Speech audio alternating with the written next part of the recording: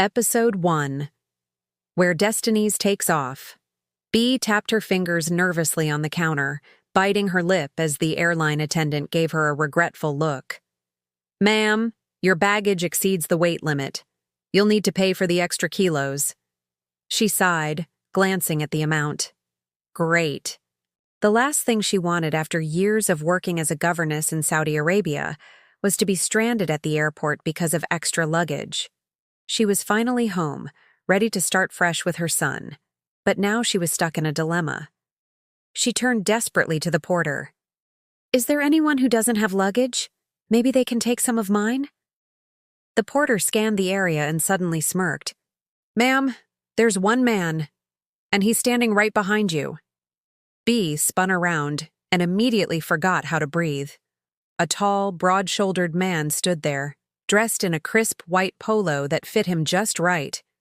His salt and pepper hair only added to his rugged charm, and when her eyes met his, the air shifted.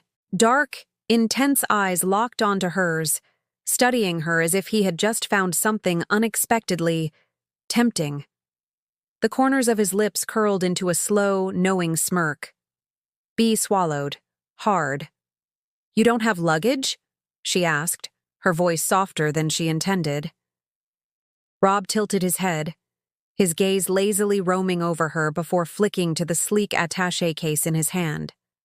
He lifted it slightly. "Just this." Bea narrowed her eyes. "So, you're flying light?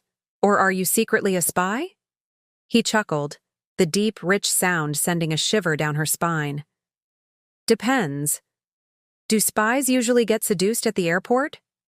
Bea gasped at his boldness, heat crawling up her neck. "Excuse me?" Rob's smirk widened. "Nothing. You need a favor, right?" Still flustered, she pointed at her luggage. "Can you check in one of my bags under your name?" He hummed, rubbing his chin like he was thinking about it too hard. "And what do I get in return?" Bea scoffed. "The satisfaction of helping a damsel in distress." He leaned in just a fraction, his voice dropping to a teasing whisper. "Sweetheart, you don't look like a damsel. You look like Troublee." Her stomach dipped. This man was dangerous, not in a way that should scare her, but in a way that made her pulse race. She crossed her arms. "Are you helping me or not?" Rob flashed a grin. "Step aside. I got this." He confidently grabbed one of her suitcases and heaved. Nothing. The luggage didn't budge. Bea stifled a laugh. Rob's smirk twitched, but he recovered, adjusting his grip and trying again. This time, he managed to lift it an inch before nearly losing balance. "Damn," he muttered under his breath. "What do you have in here? A body?" Bea snickered. "You said you got this." "I do," he grunted, finally managing to drag it toward the counter, his muscles flexing as he put in every ounce of effort. When he dropped it onto the scale, he exhaled dramatically. "There. Easy," the porter chuckled. "Sir, I can get you a cart next time." Rob shot him a glare. Bea, meanwhile, was struggling to keep a straight face. Macho hero moment ruined. Once everything was settled, the airline staff confirmed the check-in, and Rob turned to her with a smug expression. "You owe me now."